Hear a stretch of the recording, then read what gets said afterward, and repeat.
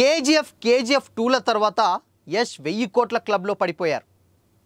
Director Prashanth Neel direct చేసినటువంటి KGF 2లు కన్నడనే కాకుండా pan India రేంజ్లో రిలీజ్ అయ్యి దాదాపు కొన్ని వేల కోట్లు అయితే కలెక్ట్ చేసింది. దాంట్లో 1000 కోట్ల క్లబ్లోకి పడిపోయారు యష్.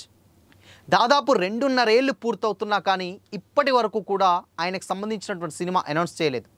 కానీ ఒక సినిమా అనౌన్స్ చేశారు, అదే టాక్సిక్. సో అసలు ఆ సినిమా విషయాలు ఏంటో తెలుసుకుందాం.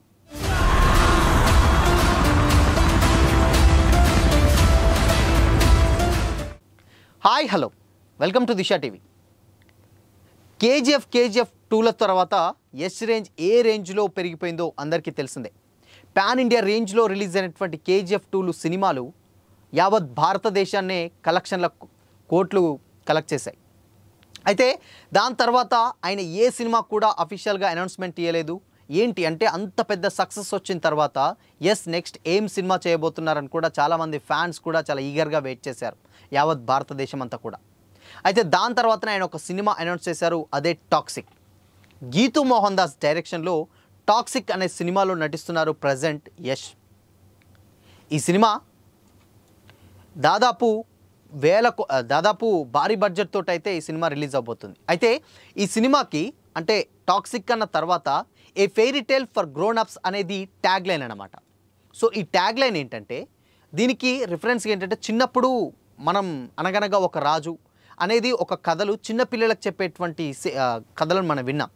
బట్ ఈ క్యాప్షన్ ఏంటంటే ఇప్పుడు అనగనగా ఒక కథ, ఈ కథ అనేది పెద్దవాళ్ళకు అనంటే పెద్దవాళ్ళకంటే ఏంటంటే ఇప్పుడున్నటువంటి జనరేషన్స్లో అంటే గతంలో జరిగినట్టు ఒక స్టోరీనే అంటే అది ఏ రేంజ్లో ఇంపాక్ట్ చూపిస్తే పెద్దవాళ్ళకు కూడా కథలుగా చెప్తారు అనేది ఈ ట్యాగ్ లైన్ చూస్తే మనకు అర్థమవుతుందన్నమాట. అయితే టాక్సిక్ సినిమాని 2 భాషల్లో అటు కన్నడ కావచ్చు, సేమ్ టైం ఇంగ్లీష్లో కూడా ఒకేసారి షూట్ చేయబోతున్నారనమాట ఈ సినిమాని. అంటే ఒకే సీన్ని 2 అటు కన్నడ ఇటు ఇంగ్లీష్ రెండిట్లలో షూట్ చేయబోతున్నారు ఈ సినిమాని. సో ఈ సినిమాకు ఉన్నటువంటి స్పెషాలిటీ అండ్ ఈ స్టోరీ మీద మాకు చాలా నమ్మకం ఉంది. గ్లోబల్ స్టేజ్ పైన ఇండియన్ సినిమాను ప్రదర్శించే సినిమాటిక్ అనుభవాన్ని అందించడానికి మేము సిద్ధంగా ఉన్నాం అని కూడా ప్రొడ్యూసర్ వెంకట్ కె నారాయణ గారు ఒక ఇంగ్లీష్ మీడియాలో చెప్పుకొచ్చారనమాట. అంటే వాళ్ళు ఆ సినిమా మీద ఎంత కాన్ఫిడెన్స్గా ఉన్నారో చూస్తేనే మనకు అర్థమవుతుంది. అయితే ఇండియాలోనే కన్నడ మరియు ఇంగ్లీష్లో ఒకేసారి షూట్ చేసే ఫస్ట్ భారీ బడ్జెట్ సినిమా కూడా ఇదే టాక్సికే. అయితే అంతకుముందు guide, Shalimar, nothing but life సినిమాలు తీశారు, కానీ ఇంత భారీ బడ్జెట్ అండ్ గ్రాండ్ స్కేల్లో తీసినటువంటి సినిమా మాత్రం తీయలేదట. ఇదే ఫస్ట్ సినిమా టాక్సికే, అది కూడా యష్ గారిది. అయితే కేజీఎఫ్ తర్వాత యష్ నుండి వస్తున్న సినిమా కాబట్టి ఎక్స్పెక్టేషన్స్ చాలా గట్టిగానే ఉన్నాయి. ఏ రేంజ్లో ఉంటే తెలుసు మనకు 1, 2లో ఏ సక్సెస్ అయిందో. అయితే సినిమా స్టోరీ లైన్ వచ్చేసి గోవా డ్రగ్స్ మాఫియా బ్యాక్డ్రాప్లో రూపొందే రెట్రో గ్యాంగ్స్టర్ అనేది టాక్ ఉంది. సో ఈ సినిమాకి సంబంధించినటువంటి అంటే మనకు తెలుసు కేజీఎఫ్ 2లో ఆయన ఆల్మోస్ట్ గోల్డ్ మైన్ కదా.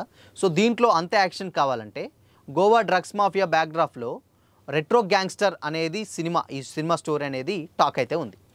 అయితే ఈ సినిమా మీద అంచనాలు భారీగానే ఉన్నాయి. పక్కన పెడితే ఇందులో యష్ పక్కన కియారా అద్వానీ గారు, సేమ్ టైం నయనతార గారు, హ్యూమా కురేషి గారు కూడా అంటే ఈ కాస్ట్ తోటి అయితే సినిమా రూపొందుతుందని కూడా టాక్ అయితే ఉంది. దాని తర్వాత అయితే ఇప్పటి వరకు కూడా పెద్ద సినిమాలు చేయని గీతూ మోహన్ దాస్ గారు ఈ గ్లోబల్ ప్రాజెక్ట్ను ఎలా డీల్ చేస్తారో చూడాలి మరని కూడా అందరూ కామెంట్స్ అయితే చేస్తున్నారు.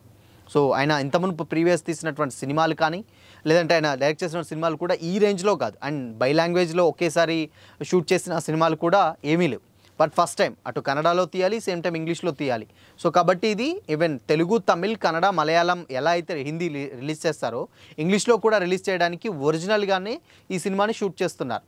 సో మరి ఈ సినిమా ఏ రేంజ్లో ఉంటుందో అనేది చూడాలి. ఎందుకంటే కేజీఎఫ్ 2లు చాలా పెద్ద సక్సెస్ తర్వాత అలాంటి సక్సెస్ని మళ్ళీ డెఫినెట్గా ఆ సినిమాని మ్యాచ్ చేయాలంటే ఇలాంటి ఒక స్టోరీ రావాలి. సో ఇంత గ్యాప్ తర్వాత 2.5-3 ఏళ్ల తర్వాత ఈ సినిమాని పట్టలెక్కిపోతున్నారంటే యష్ గారు అది ఏ రేంజ్లో ఉంటుందో మనం అర్థం చేసుకోవచ్చు.